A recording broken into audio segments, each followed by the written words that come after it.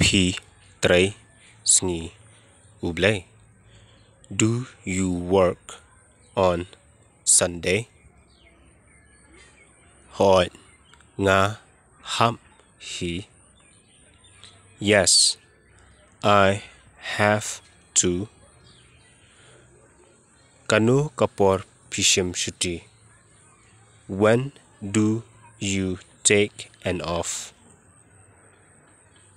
Lada ngam kwah.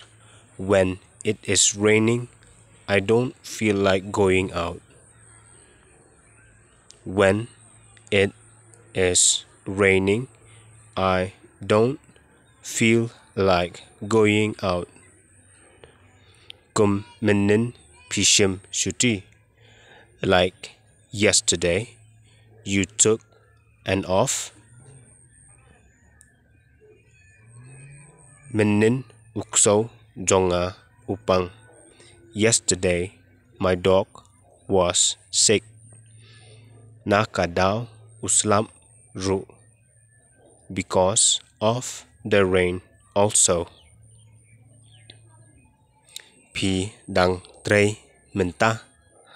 Are you working now?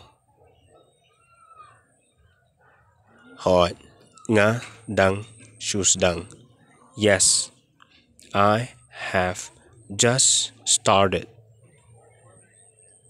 Haei, trei. Where do you work? Shano katba kakam kayalam yanga. Wherever the work leads me. Kakam ayu kata. Which work is that?